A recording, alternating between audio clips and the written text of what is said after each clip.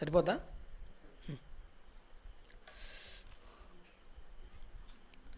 సరే, అందరూ కళ్ళు మూసుకోండి, అలాగే కూర్చోండి, మోకాళ్ళు ఏమేద్దు. చిన్న ప్రార్థనతో ఓకే భావంలోకి వెళ్దాం. కరెక్ట్ సరిపోయిందా?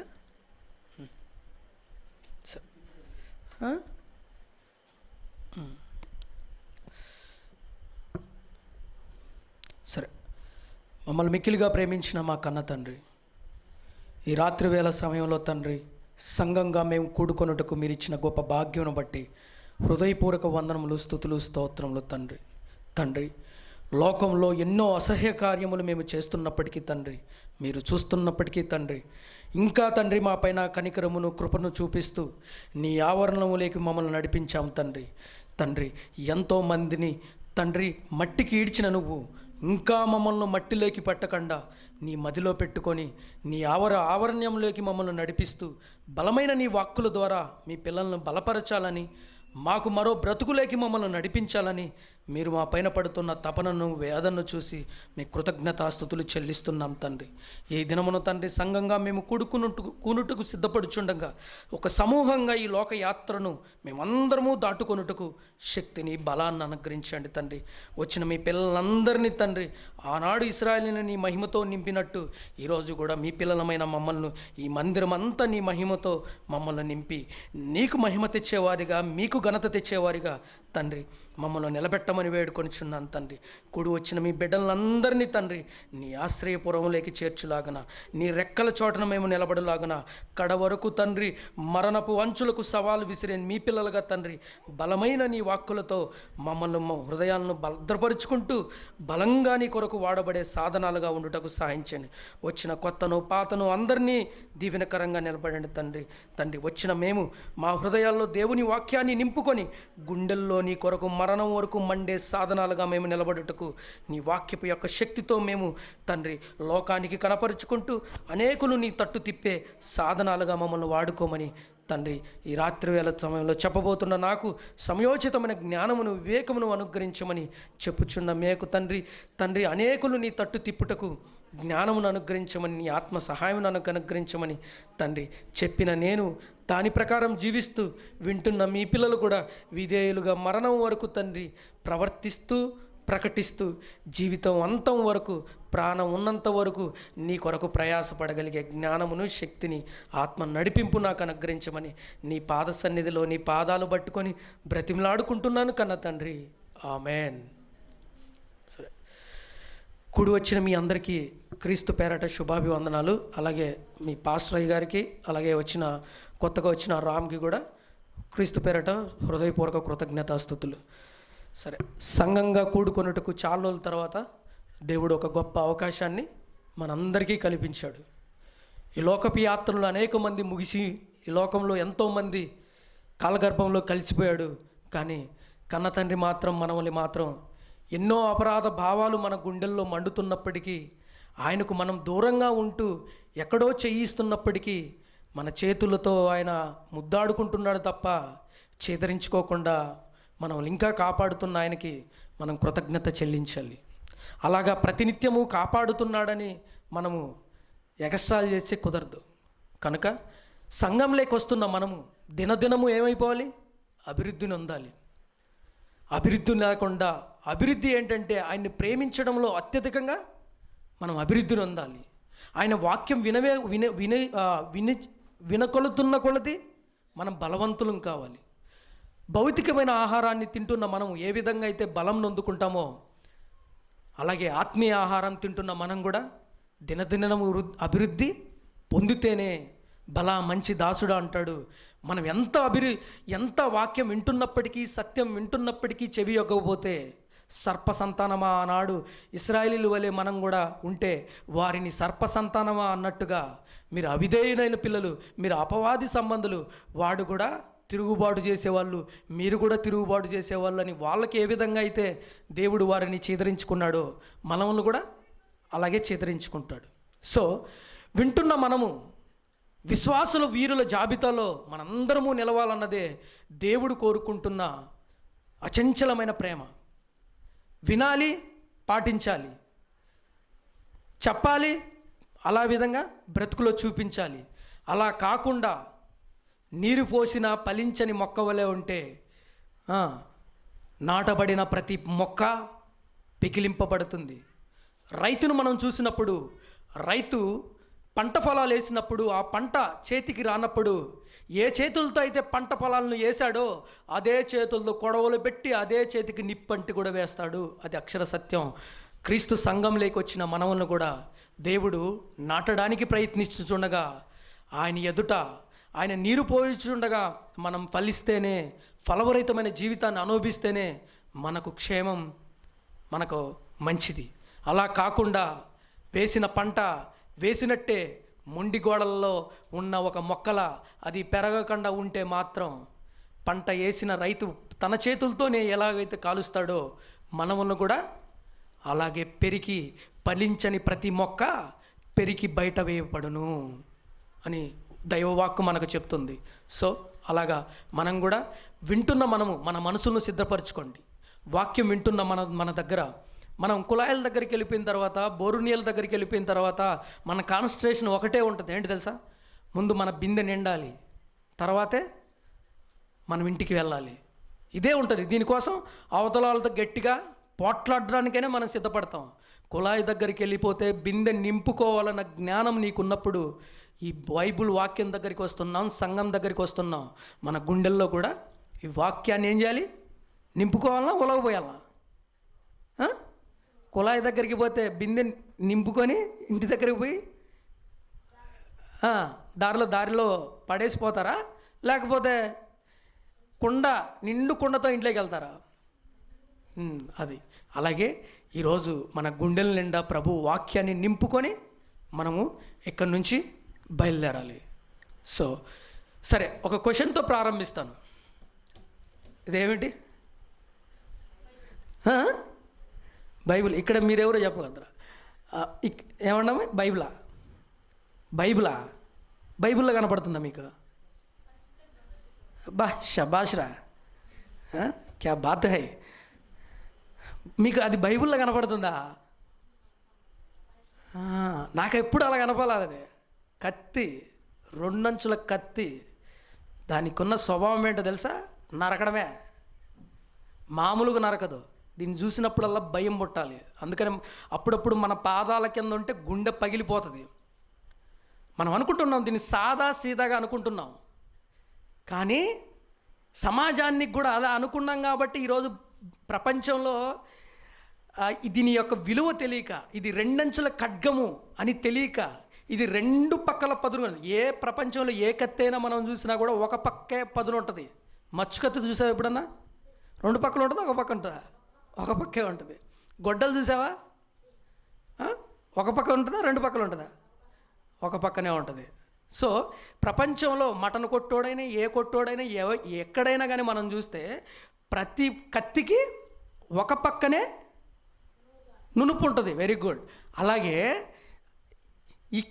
ఈ ఖడ్గం అట్లాంటిది కాదు. ఇది రెండు పక్కల చెప్పే నన్ను నరుకుతుంది, వింటే నిన్ను నరుకుతుంది, అందరినీ నరుక్కుంటుంది.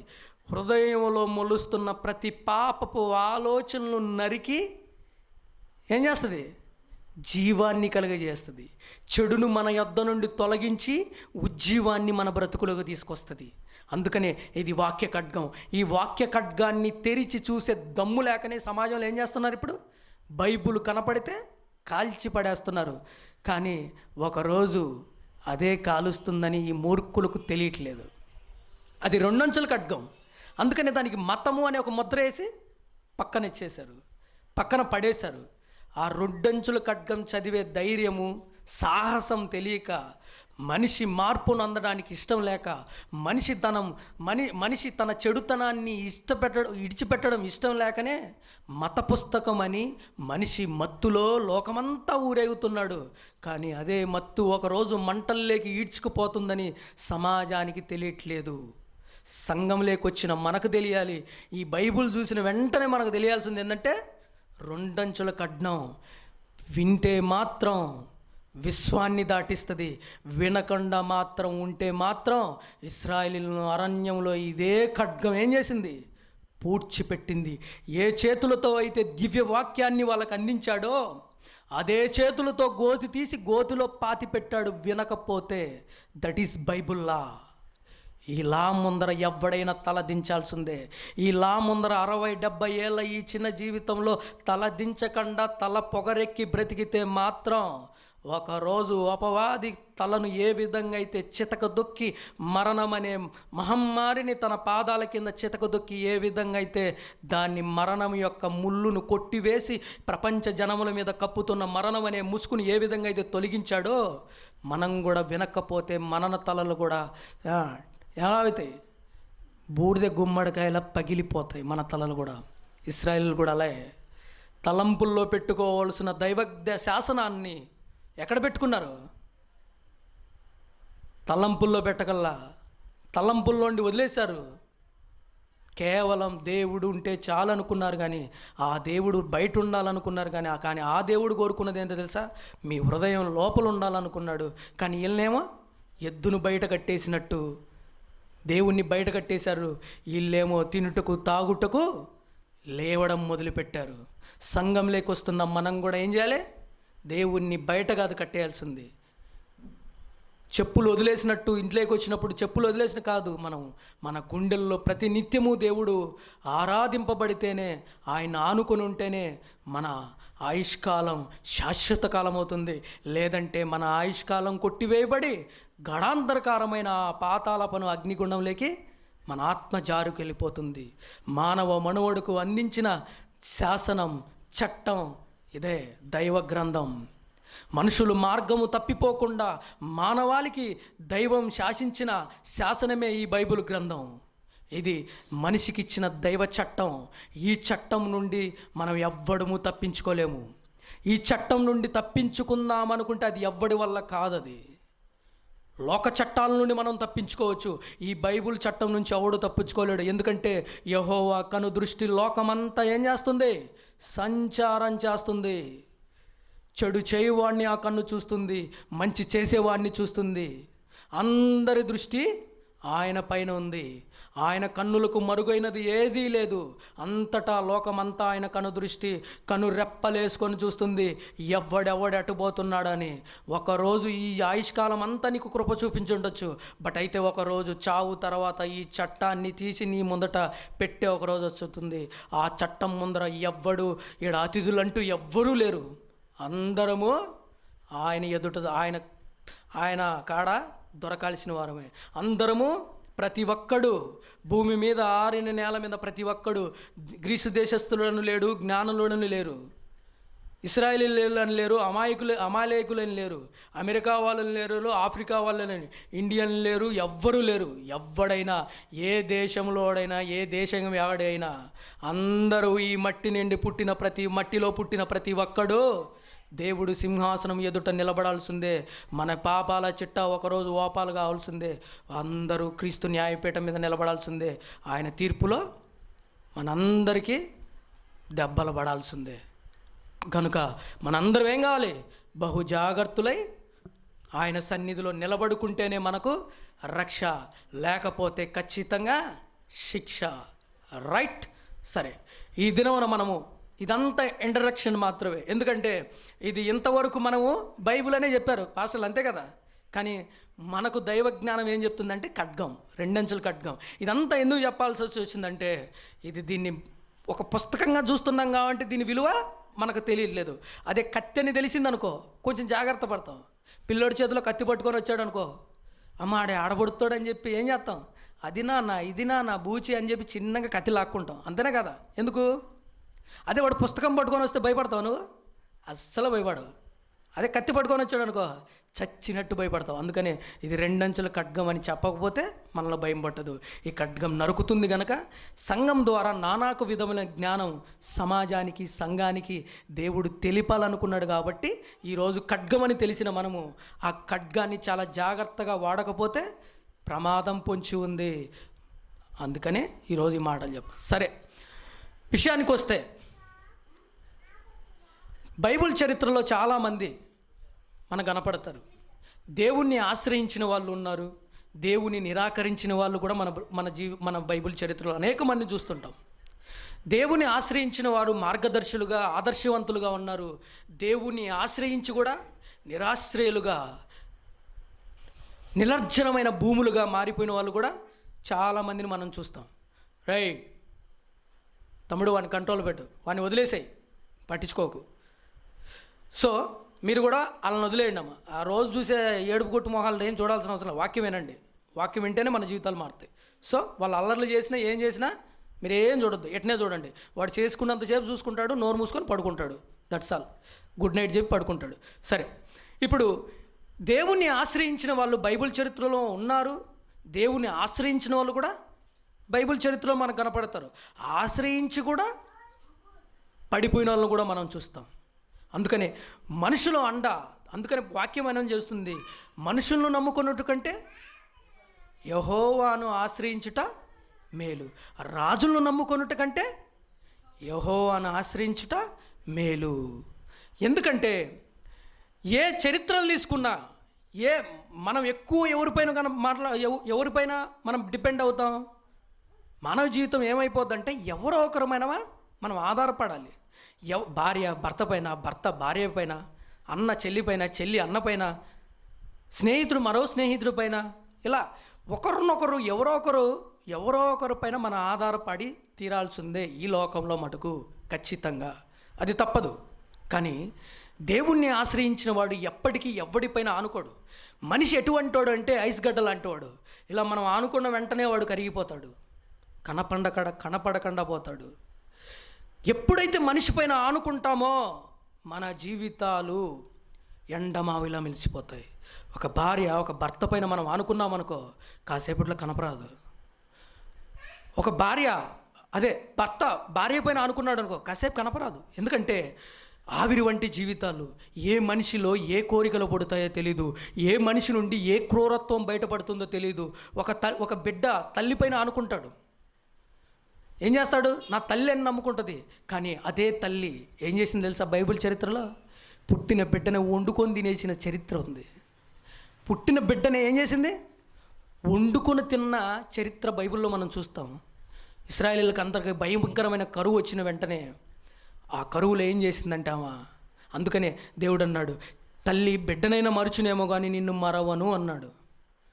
ఆయన ఎప్పటికీ మరిచేవాడు కాదు. తల్లి నిద్రలో కూడా మర్చిపోయి బిడ్డ మీద పడిపోయి చనిపోయిన బిడ్డలు కూడా చాలామంది ఉన్నారు. అలాగే తల్లి బిడ్డను వండుకున్న చరిత్ర కూడా ఉంది. ఇప్పుడు బిడ్డ తల్లిపైన ఆనుకోవడం వల్ల ఏం చేసింది? ఆమె ఆన్నే హతమార్చింది.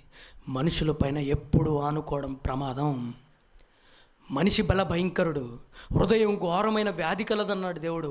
ఆ హృదయంలో ఎప్పుడు ఏ వ్యాధి పుడుతుందో తెలియదు, ఏ అక్రమం అనే వ్యాధి పుడుతుందో తెలియదు, ఏ దుర్మార్గం అనే వ్యాధి పుడుతుందో తెలియదు, ఏ ఒక మనిషిని హతమార్చాలన్న వ్యాధి పుడుతుందో తెలియదు.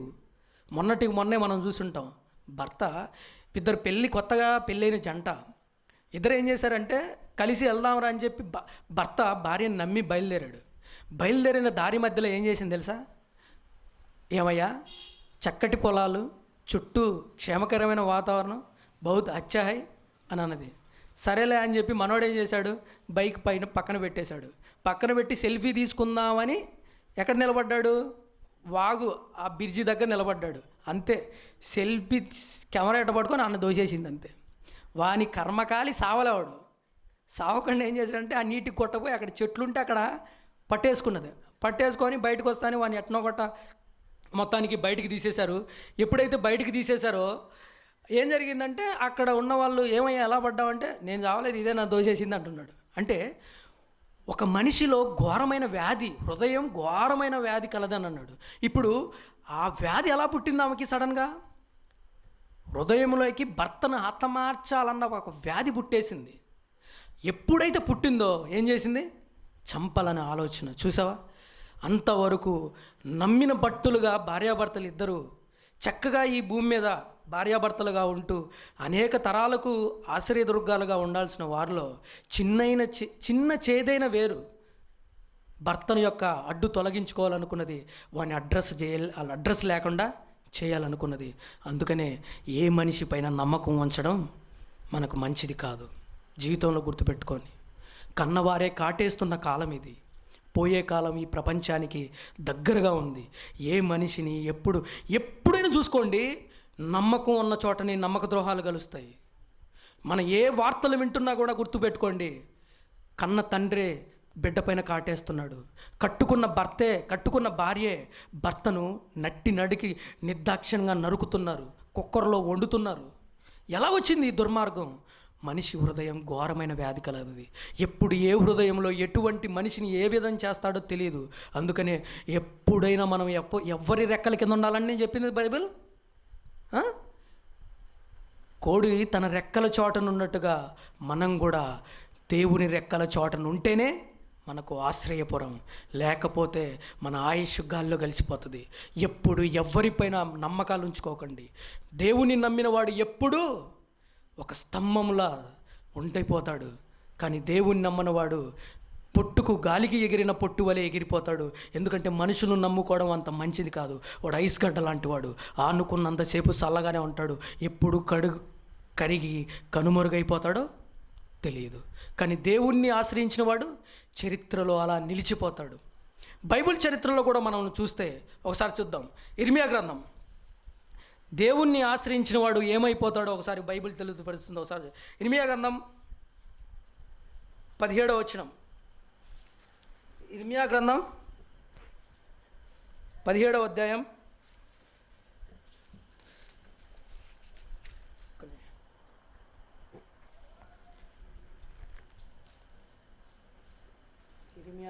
15వ వచనం.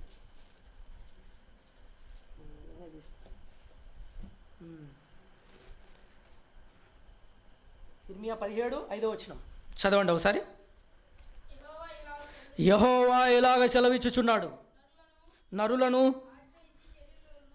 నరులను ఆశ్రయించి శరీరులను తనకు ఆధారముగా చేసుకొనుచు తన హృదయమును యెహోవా మీద నుండి తొలగించువాడు శాపగ్రస్తుడు. ఏమంటున్నాడు? అంటే యెహోవాను నరులను ఆశ్రయించి శరీరులపై ఆధారపడిన వాడు ఏమవుతాడంట? శాపగ్రస్తుడు అని లేఖనం సెలవిస్తుంది. ఎప్పుడైతే మనము నరులపైన శరీరులను ఆశ్రయిస్తామో ఎలా ఏమవుతాం?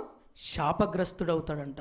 అంటే ఎప్పుడైతే మనం మనుషులపైన ఆధారపడడం మొదలు పెడతామో, ఎప్పుడైతే మనిషి యొక్క నీడల్లో నడవాలనుకుంటామో, ఎప్పుడైతే మనిషి యొక్క అడుగుజాడల్లో మనం నడవాలని కోరుకుంటామో, అప్పుడే మన అడుగులు ఏమైపోతాయి? జారి పిందపడ్డట్టే. మనిషిపైన ఆధారం చేసుకొని దేవుని ఆశ్రయదుర్గంగా ఉంచుకోకుండా, దేవునిపై ఆనుకోకుండా తన హృదయములో తప్పిపోయినవాడు శాపగ్రస్తుడు అని లేఖనం సెలవిస్తుంది. మన ప్రపంచవ్యాప్తంలో మొత్తాన్ని మనం గమనించినట్లయితే ఎంతోమంది గొప్పవాళ్ళు, పెద్దవారు, ఎంతోమంది ఎక్కడ మోసాలు ఎక్కువ జరుగుతాయంటే మనుషుల మీద ఆనుకున్న వారే. అధికారులను నమ్ముకొని అదృశ్యమైన మనుషులను చూస్తుంటాం. భూరాజులను నమ్ముకొని భూగర్భంలో కలిసిపోయిన మనుషులను చూస్తుంటాం. ధనవంతులను చూసి ధనమే దేవుడని దుమ్ములో కలిగిపోయిన మనుషులను మనం చూస్తుంటాం. లోక చట్టాలను నమ్ముకొని లోకం ఒడిలో చిత్తుగా ఓడిపోయిన మనుషులను చూస్తుంటాం. అలాగే ఈ లోకంలో ఎంతోమందిని చూసి ఈ లోకంలో పడిపోయిన మన మనసును చూస్తుంటాం. కానీ దేవుణ్ణి ఆశ్రయించిన వాడు పడిపోయినట్టు మనకు కనపరాదు. దేవుని మీద ఆనుకొని నేను పడిపోయాను, నేను నాశనమైపోయాను, నేను పతనమైపోయానని చెప్పగలిగిన మనిషిని ఒక్కరిని కూడా మనం చూడలేం. ఎందుకంటే దేవుణ్ణి ఆశ్రయించిన ఒక అబ్రహాము విశ్వాసులకు తండ్రిగా ప్రకటింపబడ్డాడు. అనేకులకి విశ్వసించిన ప్రతి ఒక్కడికి మార్గదర్శిగా ఆయన నిలబెట్టాడు. ఇదిగో నా కుమారుడైన అబ్రహామును చూసారా మీరు? నా యందు విశ్వసించిన వాడు విశ్వాసంలో రెండరెట్లుగా అబ్రహాము విశ్వాసులకు తండ్రిగా నేను నిలబెట్టాను. అటువంటి విశ్వాస వీరులకు అడ్డు తగిలిన వారిని అందరినీ దేవుడు గెడ్డిపోసలా ఎండగట్టాడు. ఒకప్పుడు అబ్రహాం కూడా లోకం మీద, లోకాశల మీద, మనుషుల మీద, బంధాల మీద, బంధుత్వాల మీద అవే బలగాలనుకున్నాడు, వాళ్ళే బలం అనుకున్నాడు, వాళ్ళే ఆశ్రయదుర్గం అనుకున్నాడు. కానీ ఒకానొకప్పటికి దేవుడు పిలుపు ఎప్పుడైతే ఆయన మీద ప్రకాశింపడం మొదలుపెట్టిందో అప్పుడే ఆ లోకపు యొక్క మాయల నుండి, ఆ లోకపు యొక్క బలవంతులైన బలాత్కారుల మనసుల నుండి విడిపింపబడ్డాడు. ఆ విశ్వాసులకు తండ్రిగా దేవుడి చేత పిలిపింపబడ్డాడు. ఎప్పుడైతే దేవుణ్ణి మన హృదయంలో కొలువు చేసుకుంటామో, దేవుణ్ణి ఎప్పుడైతే ఆశ్రయదుర్గంగా మనం నిలుపుకుంటామో, ఆ ఆశ్రయపురములోకి చేరిన ప్రతి ఒక్కడు మనుషుల మీద నమ్మకం ఉంచడు. మనుషులు నమ్ముకుంటే ఖచ్చితంగా మునిసిపోవాల్సిందే.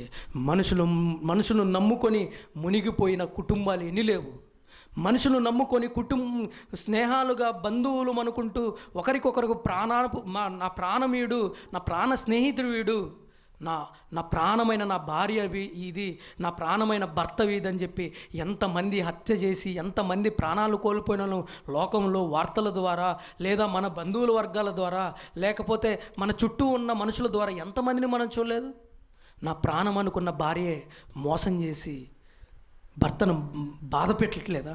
నా ప్రాణం అనుకున్న భర్తే భార్యను మోసం చేసి భార్యను వేదనకు గురి చేయట్లేదా? నా ప్రాణం అనుకున్న కొడుకే లోకంలో అడ్డుదారులకు గురువై, లోకంలో వ్యసనాలకు గురువై తల్లిదండ్రులను తలదించుకునే పరిస్థితికి తేవట్లేదా? నా ప్రాణం అనుకున్న నా తల్లి, నా తండ్రి అనుకున్న వాళ్ళే లోకంలో తండ్రి యొక్క ఆ కొడుకు యొక్క గౌరవాన్ని గంగలో కలిపేసి వారిని అవమానపరిచి వాళ్ళ ప్రాణాలకు కీడు తెప్పించే వాళ్ళుగా మనకు కనపడట్లేదా? ఇదే మనుషులను ఆశ్రయిస్తే ఖచ్చితంగా మనిషి లోపం కలిగిన మనిషి మరో మనిషి మీద నిటారుగా ఖచ్చితంగా మరణం వరకు నమ్మకంగా ఉంటాడనే భరోసా మనం ఇవ్వలేము.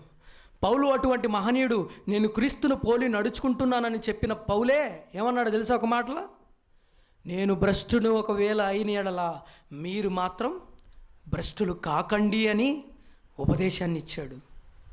అలాగే బైబిల్ చరిత్రలో కూడా మనం చూస్తే చాలామంది బైబిల్ చరిత్రలో మనం గమనించినట్లయితే ఒకప్పుడు లోకం వద్దని విడిచిపెట్టిన వాళ్ళే, లోకాశలు మాకు వద్దని, ఈ లోకపు యొక్క ఛాయ్ కూడా మా మీద పడకూడదని దేవుని ఆశ్రయించిన జనాంగమే ఇప్పుడు మొట్టమొదటగా ఆసా జీవితం. ఆసా ఒక రాజు, యూదులకు రాజు. అటువంటి ఆసా దేవుని మీద అచంచలమైన ప్రేమ కురిపించిన వాడే, దేవుని మార్గంలో యథార్థపూర్వకంగా నడుచుకున్నవాడే, దేవుని ఇష్టాలన్నీ నెరవేర్చిన వాడే, దేవుడి చేత శబాష్ అని అనిపించుకున్నవాడే. కానీ ఒకానొక సందర్భం వచ్చిన రోజు, ఒకానొక టైం వచ్చినప్పుడు దేవునికి దూరం అయిపోయి దుర్మార్గంగా ప్రవర్తించి దేవుని యొక్క ఆశయాలన్నింటినీ వదిలేసి దేవుని యొక్క సంకల్పాన్ని గాలగర్భంలో దొక్కేసి సమాజంలో మామూలుగా సామాన్యుడిగా దుర్మర్మం పొందిన ఒక ఆశా జీవితం మన కళ్ళ ఎదుట ఉంది. దృష్టాంతంగా మనకు యుగాంతమందున్న బుద్ధి కలుగుటకై లేఖనం సెలవిస్తుంది. ఏమో తెలుసా? ఆశా జీవితం పతనం కావడానికి కారణం ఏదో తెలుసా? ఆశ దేవుని ఆశ్రయాన్ని వదిలిపెట్టాడు, మనుషుల ఆశ్రయం కోరుకున్నాడు. దేవుని యొక్క ఆలోచనల నుండి బయటికి వెళ్ళిపోయాడు, మనుషుల యొక్క ఆలోచనలకి, ఉరులు కొలిపే మనుషుల ఆలోచనలకి వచ్చేశాడు. ఒకప్పుడు ఆశా జీవితం మనం గమనించినట్లయితే దేవుని పక్షమున అనేక యుద్ధములు చేసిన వాడే, దేవుడి కొరకు లోకమంతటిని బలహీనులను బలపరచుటకు లోకమందు నువ్వు తప్ప మాకెవరున్నారని ప్రార్థన చేసేవాడే. మా పక్షమును నిలబడి మా శత్రువులు మా పైన అతిశయించకుండా మమ్మల్ని గెలిపించు దేవా అని ప్రార్థిస్తే కూషీయుల యొక్క చేతుల్లో ఉండి, లూబీయుల యొక్క చేతుల్లో ఉండి, భయంకరమైన విగ్రహ సంబంధమైన క్రూరమైన మనుషుల్లో ఉండి దేవుడు తప్పించుకున్నాడు. అటువంటి మనిషే, అటువంటి రాజే, అటువంటి దైవజ్ఞానం పొందుకున్న రాజే ఒకానొక టైంకి వచ్చి తలికే కుప్ప కూలిపోయాడు, మనుషుల యొక్క చేతుల్లో పడిపోయి కుప్ప కూలిపోయాడు మనుషులను ఆనుకొని. ఎందుకంటే మనుషులను ఆశ్రయించుట మన తలకు మనకే కొరివి పెట్టుకున్నట్లు అవుతుంది. ఏ మనిషినైతే మనం ఆశ్రయిస్తాడో ఆ మనిషే మనకు నమ్మక ద్రోహం చేయడం మొదలు పెడతాడు. ఏ మనిషినైతే మనం నమ్ముకుంటామో ఆ మనిషే మనల్ని నట్టేట ముంచేస్తాడు. చాలా జరిగేటివియే, ఎక్కువ శాతం జరిగేదివే. అదే ఆశ్రయపురంలో ఉండకుండా, ఆశ్రయపురంలో ఉన్న దేవుణ్ణి ఆశ్రయించకుండా, ఇర్మీయా గ్రంథంలో 9వ అధ్యాయంలో దేవుడు అదే మాట చెప్తాడు. ఏమని తెలుసా? ఆశ్రయపురంలో ఉంటున్న మీరు జ్ఞాని తన జ్ఞానమును బట్టి అతిశయింపకూడదు, శూరుడు తన శౌరత్యాన్ని బట్టి అతిశయించకూడదు. ఐశ్వర్యవంతుడు తన ఐశ్వర్యాన్ని బట్టి అతిశయించకూడదు. ఐశ్వర్యవంతుడు ఎంత ఐశ్వర్యం వచ్చినా ఐశ్వర్యాన్ని బట్టి ఎప్పుడు మనము అతిశయించకూడదు. ఎవరిని బట్టి అతిశయించమని వాక్యం చెబుతుందంటే, దేవుడు భూమి మీద కృప చూపించచ్చు మనకు శ్వాస నిశ్వాసలు ఇస్తున్న దేవుని యందే మనం అతిశయించాలి. కొత్త నిబంధనలో ఒక భక్తుని చూస్తాం, మనం ఒక భక్తిహీనుని చూస్తాం. భూమి విస్తారంగా పంట పడింది, నా ప్రాణమా తినుము తాగు, తనకు ఐశ్వర్యం వచ్చింది, ఏమైపోయాడు? తన ప్రాణంతో మాట్లాడుకుంటున్నాడు. ఏమని? ఆ ఐశ్వర్యాన్ని చూసి తన బ్రతుకుకు వాతలు పెట్టుకున్నాడు. వాతలు పెట్టుకోక దేవుడు ఏమన్నాడంటే, ఇప్పుడు అతిశయిస్తున్నావు కదా, నీ భార్యను బట్టి నువ్వు అతిశయిస్తున్నావో, నీ భర్తను బట్టి నాకు అతిశయిస్తున్నావో, నీ కుమారులను చూసి నువ్వు అతిశయిస్తున్నావో, ఇప్పుడే వాళ్ళ యొద్ద నుండి నీకు తీసేస్తున్నాను, నీకు చిల్లి గవ్వ లేకుండా. ఎవరిని బట్టి నువ్వు అతిశయిస్తున్నావో ఆ అతిశయం నిన్ను నుండి తొలగిస్తున్నానని ఇప్పుడే నీ ప్రాణము నేను అడుగుచున్నాను అని అన్నాడు దేవుడు. అప్పుడే వాని ప్రాణాన్ని తీసుకున్నాడు. ఒకప్పుడు కూడా ఐగుప్తు రాజులు కూడా ఐగుప్తులో రాజులు కూడా తన కుమారులను చూసి అతిశయించారు. తమ కుమారుల్లో జ్యేష్ఠతులందరినీ దేవుడు ఏం చేశాడు? హతమార్చాడు. ఎందుకంటే దేన్ని బట్టి, ఎదుగొస్తున్న కూతుర్ని బట్టి నువ్వు అతిశయించుకుంటూ, ఎదుగొస్తున్న కుమారుని బట్టి నువ్వు అతిశయించుకుంటూ. ఎందుకంటే ఎవడు ఎలా భ్రష్టుడైపోతాడో తెలియదు. వాళ్ళని చూసి వీళ్ళు సాకుతారు, వీళ్ళు ఏదో పెద్ద గొప్పగా, వీళ్ళు ఏదో మనం పెద్ద కిరీటం పెడతాం అనుకుంటున్నారో, వాళ్ళే ఒకరోజు మనల్ని హతమారుస్తారు. అందుకని మనుషులను ఆనుకొనుట కంటే దేవుణ్ణి ఆశ్రయించుట మేలు అన్నాడు దేవుడు. సౌలు ఈ ఆశా జీవితం కూడా అలాగే హతమార్చడానికి కారణం ఏంటంటే, అంత గొప్పగా దేవుని కొరకు ఉన్నతంగా వాడబడిన వ్యక్తే ఒకాన సందర్భం వచ్చేతలకే దేవుని ఛాయ నుండి తొలగిపోయాడు, దేవుని ఆలోచన నుండి తప్పించుకొని పోయాడు. దేవుని యొక్క వాక్కుల చేత కట్టబడిన వాడు ఆ కట్లను తెంపుకొని బయటికి ఈడ్చుకుంటూ, అపవాది ఈడ్చుకుంటూ తీసుకెళ్ళిపోయాడు. అందుకనే ఎప్పుడు ఎవరిపైన మనుషులపైన ఆదరు. ఒకప్పుడు తల్లి తప్పు చేస్తుంది, ఆమె తల్లి అహల్య తప్పు చేస్తుంది. విగ్రహ సంబంధమైన ప్రతి పూజ చేస్తున్నప్పుడు ఆ విగ్రహాన్ని నలగొట్టి ముక్కలు ముక్కలుగా నరికి కిద్రోను వాగులో కలిపి అమ్మకు బుద్ధి చెప్పిన వాడే ఒకరోజు బుద్ధిపూర్వకంగా పాపం చేసి అదే విగ్రహాధనకు లోనైపోయిన ఆశా వంటి చరిత్ర. ఇప్పుడు ఆశా వంటి చరిత్ర, ఆశ ఏం చేశాడో ఒకసారి చూద్దాం.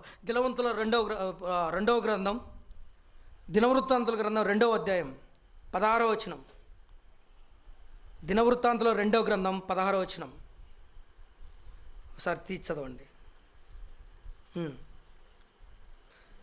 7వ వచనం. ఆ కాలమందు దీర్ఘదర్శి అయిన హనాని యోధారాజు అనే ఆశా వద్దకు వచ్చి అతను ఇలాగ ప్రకటించును, నీవు నీ దేవుడని యెహోవాను నమ్ముకొనక సిరియా రాజును నమ్ముకుంటివే. సిరియా రాజు యొక్క సైన్యము నీ వశము నుండి తప్పించుకొని పోయెను. బహు విస్తారమైన రథములు, గుర్రములు, కూషులు, లూపులు, గొప్ప దండై వచ్చిన ఆయనను యెహోవాను నమ్ముకొన్నందున ఆయన వారిని నీ చేతికి అప్పగించును. తన ఎడల యథార్థంగా ప్రవచించడానికి బలపరచుటకు యెహోవా కనుదృష్టి లోకమంతా సంచారము చేయుచుచున్నది. ఈ విషయమందు నువ్వు మతి తప్పి ప్రవర్తించు గనుక ఇది మొదలుకొని నీకు యుద్ధములే. ఏమంటున్నాడు? ఒకప్పుడు దేవుణ్ణి ఆశ్రయించిన వాడే, ఇంతకుముందు మనం చెప్పుకున్నట్లుగా. ఇప్పుడు సడన్గా ఏమైపోయాడు? సిరియా రాజైన బెన్హదరుద్ను ఆశ్రయించాడు. ఎప్పుడైతే రాజులు, అందుకని ఇప్పుడు రాజులను నమ్ముకున్నాడు. ఈ రాజులను నమ్ముకున్నాడు. అందుకని రాజులను ఆశ్రయించుకుంటే ఆశ్రయించడం కంటే ఎవరిని నమ్ముకోమన్నాడు? యెహోవాను ఆశ్రయించడు.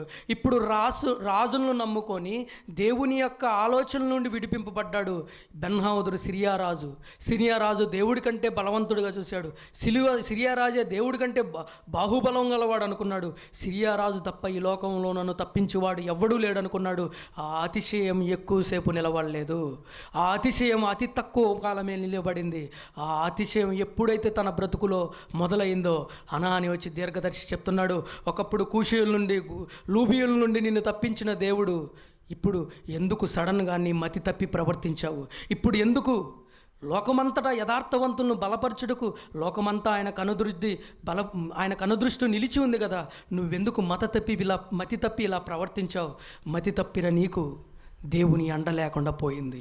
మతి తప్పిన నీకు దేవుని ఆశ్రయదుర్గంగా ఉంచకుండా ఆ ఆశ్రయదుర్గంలో నువ్వు వెలివేయబడ్డావు. మనుషులను నమ్ముకున్నావు గనుకనే ఇప్పుడు దేవుడే నీకు దూరం అయిపోయాడని ఒక హెచ్చరిక జారీ చేశాడు. ఎప్పుడైతే హెచ్చరిక జారీ చేశాడో హనానిని తీసుకెళ్ళిపోయి, ఎవరైతే బుద్ధి చెప్పాడో, ఎవరైతే ఆయన మేలు మార్గంలో నడిపించడానికి హనాని ఒక దీర్ఘదర్శి ఒక ప్రవక్త ఎప్పుడైతే ఆయనకు బుద్ధి చెప్పాడో ఇది మంచిది కాదు, మనుషులను నమ్ముకొని నువ్వు నాశనం కావడం మంచిది కాదు, ఆకప్పుడు నువ్వు ఏ దేవుని అయితే నమ్మి ఇశ్రాయేలు కూషీల నుండి లూబీల నుండి దేవుడు ఆ రోజు నీకు బలాన్ని విజయాన్ని ఇచ్చాడో, మళ్ళీ అదే దేవుని వైపు తలవేకు చూస్తే మళ్ళీ నిన్ను ఆ ఆశ్రయపురంలోకి వెళ్తే ఆకాశమంతా ఎత్తుగా దేవుడు మళ్ళీ నేను నిలబెడతాడని చెప్పినప్పటికీ చెవియొగ్గని ఆసాపు చరిత్ర. నాశనమైపోయాడు, పతనమైపోయాడు. ఎంత చెప్పినా మతి తప్పి ప్రవర్తించాడు తప్ప అతను చెప్పినందుకు అక్కడ ఏం చేశాడో చూడు ఒకసారి. అతను చెప్పినందుకు దీర్ఘదర్శి అట్లు ప్రకటించినందుకు ఆశా మీద కోపగించి రౌద్రము చూపి అతని బందీ గృహంలో వేసెను. ఇదిగాక ఆశ తన జనుల్లో కొందరిని బాధ పెట్టెను. చూడు, దేవుని మార్గం నుండి ఎప్పుడైతే మనం బయటికి వెళ్ళిపోతామో, ఒకప్పుడు అదే ఇశ్రాయేలు పైన కనికరం చూపించిన వాడు, ఒకప్పుడు అదే ఇశ్రాయేలు విగ్రహాధన చేస్తుంటే ఆ విగ్రహంలో ఏమీ లేదని చెప్పి బుద్ధి చెప్పి సర్వోన్నతుడైన దేవుని తట్టు తిప్పిన వాడే, సర్వోన్నతుడైన దేవుని యొక్క శక్తిని ప్రదర్శించిన వాడే, సర్వోన్నతుడి యొక్క దేవుని యొక్క బాహుబలం మన మీద ఉంటే ఆయన ఏ శత్రువు మన పాదాల కింద నలగొట్టబడతాడని చెప్పిన బాహాటంగా చెప్పిన వాడే ఇప్పుడు ఏమైపోయాడు. అందుకనే మనుషులు ఎప్పుడు క్రూరత్వాన్ని వెళ్ళగక్కుతారో తెలీదు. అది నేనైనా ఎవరైనా ఈ రోజున్న జీవితం రేపు ఉండకపోవచ్చు, ఈ రోజున్న నడవడి రేపు ఉండకపోవచ్చు, ఈరోజు మనం చూపించిన ప్రేమ మనలో ఇదే ప్రేమ రేపటి కాలానికి క్రూరత్వం మొదలు కావచ్చు. ఆశా చరిత్ర చూడు ఎలా టర్న్ అయిపోయిందో. ఒకప్పుడు కరుణ చూపించిన వాడే, ఒకప్పుడు దయ చూపించిన వాడే, ఇశ్రాయేలు జనాంగ అందరికీ దేవుని యొక్క ప్రత్యక్షను, దేవుని యొక్క కనికరాన్ని చూపించిన వాడే, దేవుని ప్రేమను, దేవుని దీర్ఘశాతాన్ని, దేవుని యొక్క సత్క్రియలను చూపించిన వాడే సడన్గా ఏమైపోయాడో చూడు. ఇశ్రాయేలుకు దేవుడు ఆ దేవుడి నుండి విడిపింపబడిన వాడిని అనాని బుద్ధి చెప్పిన ఆయన్ను బందీ గృహం లేచి అంటే చెరసాలలో జైల్లో వేయించాడు. అలాగే ఇశ్రాయేలులో కొంత సొంత జనాంగాన్ని ఏం చేశాడు, బాధ పెట్టడం మొదలుపెట్టాడు. ఎంత క్రూయల్ మైండ్ ఉండాలి చూడు. అంటే మనిషిని ఆశ్రయించడం వల్ల ప్రమాదం ఎంత భయంకరంగా వస్తుంది చూడు. ఎవరిపైన మనం నమ్మకాలు ఉంచకూడదు. అంటే యెహోవాను ఆశ్రయించడగా మనుషులను ఆధారం చేసుకున్నవాడు శాపగ్రస్తుడిగా మారిపోయాడు. ఎవరు? ఆశా యొక్క చరిత్ర మనం గమనిస్తున్నాం. మనుషులను ఆశ్రయించడం వల్ల యెహోవా శాపం అతని మీదకి వచ్చింది. ఎందుకంటే మనుషుడే శాపగ్రస్తుడైన మనుషును ఆశ్రయిస్తే మనం కూడా ఆ శాపంలో ఖచ్చితంగా పాలిభాగస్థం తీసుకోవాల్సిందే. చూడు, మనుషులను బాధ పెట్టడం అంటే ఇప్పుడు ఈరోజు మనం సత్ప్రవర్తన కలిగి ఏ మనుషుడికి అపకారం చేయకుండా, ఏ మనుషుడికి కీడు చేయకుండా యథార్థంగా బ్రతుకుతున్నాం. అదే మన బ్రతుకు కడవరకు ఉంటే మనం ధన్యులమే. ఒకవేళ ఆ బ్రతుకులో ఆ కనికరాన్ని వదిలిపెడితే, ఆ దైవ మార్గాన్ని వదిలిపెడితే కపటం మనం ఏడబడి చేస్తుంది. కపటం ఎప్పుడైతే ఏలబడి చేస్తుందో మనుషులపైన మనం దయా దాక్షిణ్యం చూపించలేము. ఆనాడు ఇశ్రాయేలీయులను ఏలబడి చేసిన ఆయనే ఇప్పుడు ఏం చేస్తున్నారు? ఇశ్రాయేలీయులకు ప్రాకారంగా ఉండి శత్రువుల బారి నుండి, శత్రువుల యొక్క భయంకరమైన బాణాల నుండి తప్పించి దేవుని ఆశీర్వదుర్గంలో అందరినీ తీసుకుపోయి ఆయన రెక్కల కింద దాచిన వాడే. ఇదే ఆ దాచిన జనాంగాన్ని ఎప్పుడైతే దేవుణ్ణి వదిలిపెట్టాడో, ఆయన రెక్కల నీడలోండి ఎప్పుడైతే బయటకు వచ్చాడో వారిని ఏం చేస్తున్నాడు? ఇప్పుడు దాచిన ఆయనే తీసుకొచ్చి నడి రోడ్లో నిలబెట్టి ఏం చేస్తున్నాడు? వారిని బాధిస్తున్నాడంట. సో మనుషులను ఆశ్రయించి శాపగ్రస్తులుగా మారడం చాలా ప్రమాదం. దేవుణ్ణి ఆశ్రయించిన వాడు ఎప్పటికీ ఏ మనిషికి అపకారం చేయడు. ఏ మనిషిని దురుద్దేశంతో చూడడు. అందరి ఎడల అప్పుడు దైవ మనసు మనలో ఉంటుంది కాబట్టి ప్రభు మనసుని ఎరిగిన ప్రతివాడు అందరినీ దైవత్వంతో చూస్తాడు, దయ్యంలా ఎవరిని చూడడు. ఇప్పుడు ఆశా చరిత్ర మనం చూస్తే ఏమైపోయాడు? శాపగ్రస్తమైన జీవితం. కిందికి వచ్చి తలికి ఒకసారి చూడండి. కిందికి వచ్చి తలిగే ఆశ తన పితరుల్లో కూడా నిద్రించి చూద్దాం. 16వ అధ్యాయం 12వ వచనం. ఆశ తన ఏలుబడినందు 39 సంవత్సరములు పాదములో జబ్బు పుట్టి తాను బహుగా బాధపడినను దాని విషయంలో అతడు యెహోవా వద్ద విచారణ చేయక వైద్యులను పట్టుకొనెను. ఏమంటున్నాడు? ఎన్ని నెలలు? 9 ఏలుబడి 39 సంవత్సరాల పాదంలో జబ్బు పుట్టి 39 పాదంలో ఏం పుట్టింది? 39 సంవత్సరాల్లో పాదంలో జబ్బు పుట్టింది. కానీ పాదంలో జబ్బు పుట్టినప్పటికీ ఇప్పుడు ఎవరిని ఆశ్రయించాలి? మనిషి యొక్క తలంపులు అలాగే ఉంటాయి. మన జీవితంలో చాలాసార్లు దేవుడు లేడనే పరిస్థితులు కూడా నా జీవితంలో కూడా చాలాసార్లు ఎదురైంది. ఎందుకంటే మనకొస్తున్న ప్రతికూల పరిస్థితులు, మనకొస్తున్న శత్రు బాధలు, మనకొస్తున్న వేదనలు, మనకొస్తున్న ఆర్థిక సమస్యలు, మనకొస్తున్న ఎన్నో విరోధమైన పరిస్థితులు మనం చూస్తున్నప్పుడు కొన్నిసార్లు నువ్వు ఉన్నావా లేవా అనే ఒక ఆలోచనలు కూడా మనం కలిగిస్తాయి. కానీ ఎప్పుడు మనము అలాంటి ఆలోచన వచ్చినప్పుడే ఖచ్చితంగా మనం ఏం చేయాలి? మన తప్పు దిద్దుకోవాలి. దిద్దుకుంటేనే ఇప్పుడు అటువంటి పరిస్థితులు కూడా వెళుతున్నప్పుడు ఆసాకు దేవుడు చేసిన గొప్ప పరిస్థితిని గమనించకుండా ఆ పాదంలో జబ్బు పుట్టినప్పటికీ వైద్యుల మీద ఆధారపడ్డాడు కనుక వైద్యుల మీద నమ్ముకున్నాడు తప్ప దేవుని యొద్దకు రాలేదు. జబ్బు పుట్టినప్పుడు దేవుని ఆశ్రయం పొందాల్సిన ఈయన, దేవుని పాదాల మీద పడాల్సిన ఈయన పాదములో గాయం పుడితే నా తప్పు ఇది. ఎందుకు దేవుడు తన ప్రేమించిన వారిని శిక్షించినప్పుడు దేవుని పాదాల దగ్గరకు వస్తారేమోనని ఆశా పాదంలో ఆయనే గాయం పుట్టిస్తే ఆ గాయాన్ని గంగలో దొక్కేసి ఆ గాయం కొరకు వైద్యులు నమ్ముకున్నాడు తప్ప దేవుణ్ణి ఆశ్రయించిన వాడు కాదు. అందుకనే తన జీవితం ఆరిపోయింది, నేల కొరిగిపోయాడు. ఇలా చరిత్రలో చాలామందిని మనం చూస్తాం. ఒక సౌలు కూడా అలాగే జరిగించాడు. ఒక సౌలు జీవితం కూడా నిర్దాక్షిణ్యంగా ఆరిపోయాడు. ఎందుకో తెలుసా? సౌలు ఒకప్పుడు దేవుని చేత ఎన్నుకోబడిన రాజే, దేవుని ఆశ్రయదుర్గమును చేరిన వాడే, దేవుని పక్షాన ఫిలిష్తీయులతో అమాలేకులతో యుద్ధం జరిగించిన వాడే, యుద్ధంలో విజయం పొందిన వాడే. కానీ వన్స్ అపాన్ ఎ టైం ఇశ్రాయేలీయుల రాజు సౌలు కూడా ఏ కర్ణపిశాచి గలవారినైతే, ఏ మంత్రజ్ఞుల చేత అయితే, ఏ కర్ణపిశాచులు చెప్పేవారినైతే లోకంలో నుండి ఆ ఇశ్రాయేలు జనంలో నుండి వెళ్ళగొట్టి వారిని అబద్ధికులుగా చూసి వెళ్ళగొట్టిన వాడే. అలాంటి మంత్ర జ్ఞానికి దగ్గరికి ఒక స్త్రీని నమ్ముకొని కూలిపోయిన చరిత్ర మనము ఎవరిని చూస్తాం? సౌలు యొక్క జీవిత చరిత్ర కూడా మంత్రజ్ఞులు కానీ కర్ణపిశాచులు కానీ సోది చెప్పువారు కానీ ఈయన దగ్గరుండి ఆ లోకపు యొక్క ఛాయల నుండి వెళ్ళగొట్టిన ఆయనే ఒకాన సందర్భం వచ్చేసరికి ఆ మనుషులను అనుకొని దేవుణ్ణి వదిలిపెట్టి ఆ కర్ణపిశాచులు సోది చెప్పే దగ్గరికి వెళ్ళిపోయి ఏం చేశాడు? సోది చెప్పించుకున్నాడు. అందుకనే ఈ లోకపు యొక్క నటన నుండి, ఈ లోకపు యొక్క మనుషుల చాల నుండి, దేవుని ఆశ్రయదుర్గంలో ఉండకుండా లోకపు యొక్క అంచుల నుండి కొట్టివేయబడిన వాడే సౌలు. ఇలాంటి చరిత్రలో మనం ఎంతోమందిని చూస్తాం. ఎంతోమంది దిగజారిపోయిన బ్రతుకులు. కష్టం రాగానే ఈరోజు ఇలా ఉన్నాం కదా, ఏదో ఒక కష్టం మనం రాగానే, శత్రువు మన మీద ప్రబలడంగానే, రోగాలు మన మీద ప్రబలడంగానే, రోగం అనేక బాధలు వేదనలు మనకు గురిగానే, ఎంతోమంది మనల్ని దూషిస్తుండగానే, ఎంతో మనం వేదనకు గురి చేయగానే మనం ఏమైపోతామో తెలుసా? ఖచ్చితంగా దేవుని యొక్క ఆశ్రయపురం నుండి మనం ఏమైపోతాం? వైదొలిగిపోతాం. ఏదైతే ఒకప్పుడు వదిలిపెట్టామో అదే తాయెత్తులు మెల్లేసుకొని గడిపడతాం. అదే జ్యోతిష్యుల దగ్గరికి వెళ్ళిపోతాం. అదే మనుషుల దగ్గరికి మనం ఆశ్రయిస్తాం. వాళ్ళే ఆ దుర్మార్గమైన స్థితికి మనం దిగజారిపోతాం. కనుక దైవం సెలవిస్తుంది. ఒకరోజు దావీదు కూడా ఇలాగే చేశాడు. దావీదు కూడా ఏమైపోయాడు? దావీదు మనుషులను నమ్ముకున్నట్టు కంటే యెహోవాను ఆశ్రయించుట అని చెప్పిన దావీదు కూడా ఏమైపోయాడు? ఒకప్పుడు ఫిలిష్తీయుల్లో భయపెట్టిన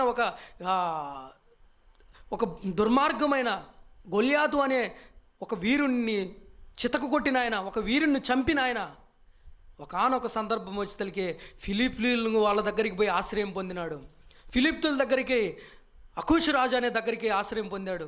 దానివల్ల చాలా నష్టపోయాడు. మనుషులను నమ్ముకున్నట్టు కంటే యెహోవాను ఆశ్రయించుటని బలంగా గంటాపదంగా చెప్పిన ఆయనే ఒకానొక టైం వచ్చేసరికి యోవాబుకు చెప్పి మన ఇశ్రాయేలు సైన్యంలో ఎంతమంది జనాభా ఉన్నారో లెక్క వేయించుకున్నాడు. ఆ లెక్క ద్వారా సుమారుగా 180,000 మంది ఇశ్రాయేలులో తెగలు దేవుడు పుట్టించాడు. ఈయన చేసిన తప్పుకు ఎంతోమంది నశించిపోయారు. కానీ ఆయన దిద్దుకున్నాడు. తన ప్రవర్తన దిద్దుకొని తన పాపాన్ని ఒప్పుకున్నాడు. ఇశ్రాయేలు దేవుడైన యెహోవా మీద ఆశ్రయను పొందుకున్నాడు గనక, ఆ ఆశ్రయపురంలో నిలకడగా నిలిచాడు గనక మళ్ళీ తన పూర్వస్థితిని మళ్ళీ దేవుడు ఆయనకు అనుగ్రహించాడు. ప్రేమైన దైవజనాంగమా, ఏ పరిస్థితులు వచ్చినా, అందుకని అటు తప్పిపోయినప్పటికీ ఆశ తప్పిపోయాడు. మళ్ళీ ఒకవేళ సరి చేసుకుని ఉంటే ఒకనాడు దావీదునేమన్నాడు? ఇశ్రాయేలీయుల రాజుగా ఆయన దీపముగా ఉంచాడు. ఈరోజు దావీదు చరిత్రలో మనకు ఇంకా దీపంగా ఉన్నాడంటే కారణం, దావీదు గురించి ఇంకా మనం మాట్లాడుతున్నామంటే కారణం, దేవుణ్ణి ఆశ్రయించాడు. దేవుని కొరకు ఎన్నో బాధలు అనిపించాడు, ఎన్నో వేదనలు అనిపించాడు. దేవుని ఆశ్రయ దుర్గంగా నిలుచుకున్నాడు కనుకనే ఈరోజు మనం ఆయన ఆశ్రయపురంలోకి అనేకులు నడిపించాడు. దావీదు యొక్క గొప్పతనాన్ని మనం తెలుసుకుంటే చాలా చక్కగా ఉంటుంది. దావీదు యొక్క శూర వైభవం ఆయనకి ఎలా వచ్చింది? దేవుని పక్షాన అనేక యుద్ధాలు జరిగించాడు.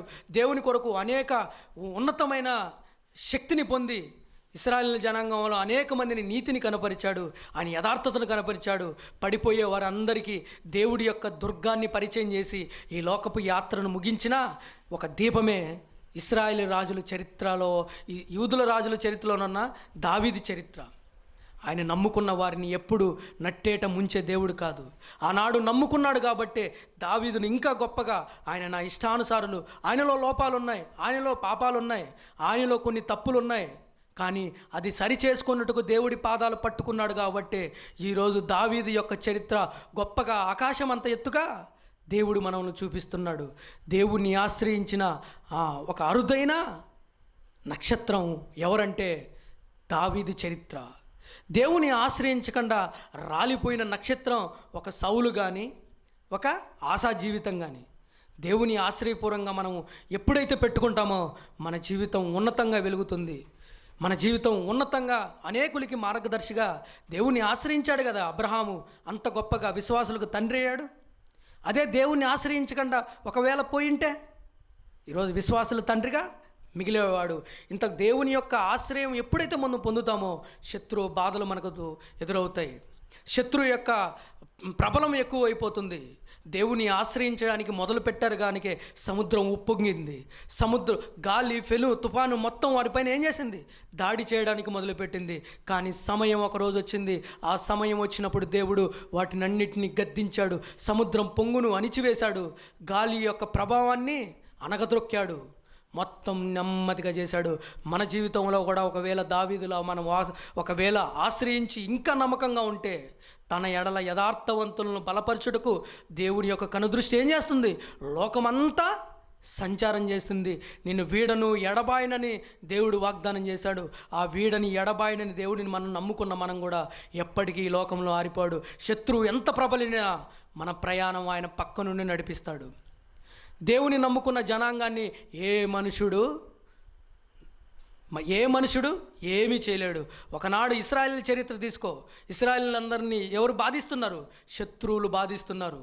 ఏ శత్రువులు అయితే బాధిస్తున్నారో అదే శత్రువులు ఎర్ర సముద్రం బయటికి వీళ్ళు దాటుకొని రాగానే అదే శత్రువులు నశించి చచ్చిపోయి వీళ్ళ పాదాల కిందకి వచ్చారు. ఏ శత్రువులు అయితే మోసే పుట్టుకలోనే చంపాలని ఒక దైవశాస్త్రాన్ని, లోకశాస్త్రాన్ని తీసుకొచ్చారో అదే శత్రువుల కోటలోకి, ఏ శత్రువు అయితే శాసనం తీసుకొచ్చాడో అదే శత్రువు యొక్క కోటలోకి దేవుడు మోసేను రాజకుమార్తెగా నిలబెట్టాడు. ఏ శత్రువు అయితే క్రీస్తు యొక్క పుట్టుకను చంపి రామాలో అంగుళార్పు చేయాలనుకున్నారు, ఏ శత్రువు అయితే ప్రబలిడారో ఆ చంపాలనుకున్న శత్రువే నశించి నాశనం అయిపోయాడు. కానీ చంపాలనుకున్న యేసుక్రీస్తు ప్రభువు, చంపబడిన యేసుక్రీస్తు ప్రభు పునరుద్ధానం తిరిగి 3వ దినం తిరిగి లేచి సమాధిలో ఆయన అందరికీ సమాధిని బద్దలు కొట్టుకొని తిరిగి లేచాడు. అంటే ఎక్కడైతే మనకు శత్రువు యొక్క బలం ప్రబలిడిందో అక్కడే దేవుడు మనము ఎప్పుడైతే ఆయన్ను ఆనుకుంటామో ఆయన ఆనుకున్న జనాంగాన్ని ఉన్నతంగా నిలబెట్టి అనేకులకి ఆశీర్వదరంగా మలుస్తారు. శత్రువు మనల్ని ఏమీ చేయలేడన్న భరోసా మనకు దేవుడు చూపించి అనేక మనుషులకు మనకు మార్గదర్శులుగా నిలబెట్టి జీవితాలను కట్టబడే విధంగా, జీవితాలు ఉన్నత స్థాయిలో నిలబెట్టే విధంగా దేవుడు మన పట్ల కృప చూపిస్తాడు. ఒక్కటి మాత్రం గుర్తుపెట్టుకోండి, ఎప్పుడైతే దేవుడి కొరకు నువ్వు వసూలు బాసుతావో, ఎప్పటికైతే దేవుడి కొరకు నువ్వు నిలబడతావో, దేవుడు నీ పక్షాన ఎప్పుడైతే నిలబడతాడో లోకం నీ మీద కలబడుతుంది.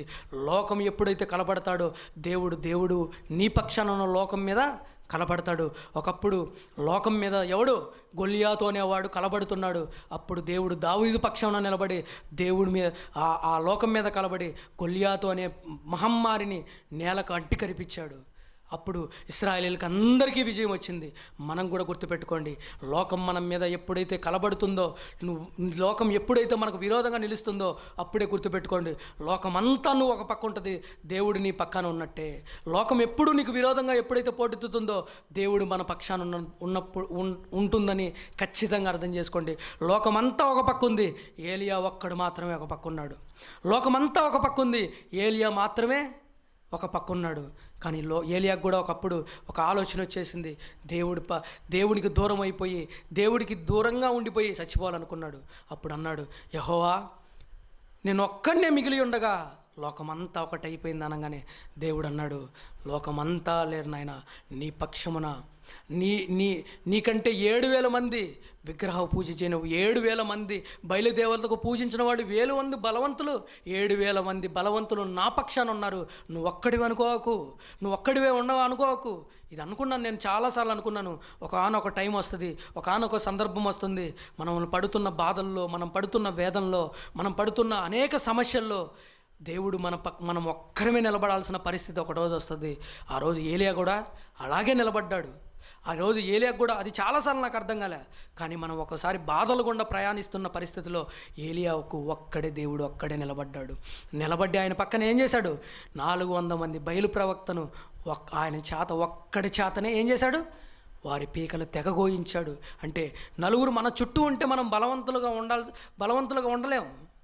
దేవుడు మన పక్షాన, ఏలియా పక్షాన నేను ఒక్కడిని ఉంటే చాలు, ఎవ్వరూ నీకు అవసరం లేదని ఆయన బలాన్ని, ఆయన శక్తిని కనపరిచి లోకమందు దేవుడు ఆ ఇశ్రాయేలీయుల దేవుడే అని బయలు ప్రవక్తలందరినీ చంపించి ఆయన ఎద్దును మాత్రమే దహింపజేసి ఇశ్రాయేలీయుల పక్షాన, ఏలియా పక్షాన దేవుడు ఉన్నాడని తన్ను కనుపరుచుకున్నాడు, తన్ను నిరూపించుకున్నాడు.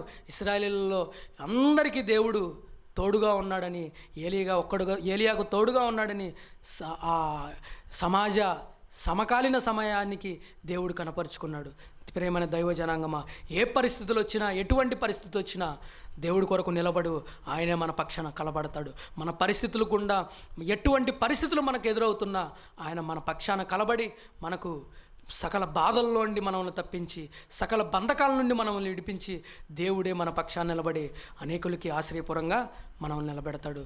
దయచేసి ఈరోజు ఒకవేళ దేవుని యొక్క ఆశ్రయపురం నుండి ఒకవేళ మీరు తప్పింపబడి ఉండినట్లయితే గుర్తుపెట్టుకోండి, మళ్ళీ ఆయన అమ్ముల పొదులోకి రండి.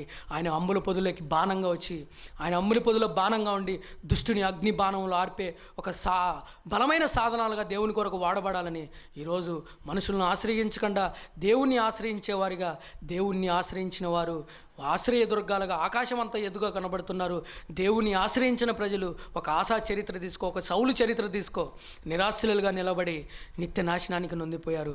కనుక ఒకవేళ ఇంకా లోకంలో ఒకవేళ పడిపోయి ఉంటే, దేవుణ్ణి వదిలిపెట్టింటే, మళ్ళీ దేవుడు తిరిగి ఒక గొప్ప అవకాశాన్ని మనకు అనుగ్రహిస్తున్నాడు. తిరిగి ఆయన ఆశ్రయపురంలోకి చేరి దేవుని అంబుల పొదులో బాణంగా ఉండి దుష్టుని అగ్ని బాణంలో ఆపే ఒక దీపంగా, దావీదులా ఒక దీపంలా ఉన్నట్టు మనందరము దీపంలో వెలిగి లోకమందు జ్యోతుల్లో వెలగాలని దేవుడు కోరుకుంటున్నాడు. కనుక చిన్న ప్రార్థనతో ఈ వాక్య భాగాన్ని ముగిస్తాను. దయచేసి కళ్ళు మూసుకోండి. మమ్మల్ని మిక్కిలిగా ప్రేమించిన మా ప్రియ పరలోకపు తండ్రి, సర్వోన్నతుల సర్వాధికారమైన మా దేవ, ఉన్నతమైన దైవికమైన నీ కృపచేత మనుషులను ఆశ్రయించి నాశన పాత్రలను కాకుండా, మనుషులను ఆశ్రయించి శాపగ్రస్తులను కాకుండా తండ్రి, నీ శాసనాలను గైకుంటూ నిన్ను అనుకునే ప్రజలుగా ఎల్లప్పుడూ దేవుని అంబుల పొదిలో బాణంగా ఉండు, నీ చిత్తమును నీ ఇష్టమును జరిగించేవారుగా తండ్రి మమ్మల్ని నిలబెట్టమని.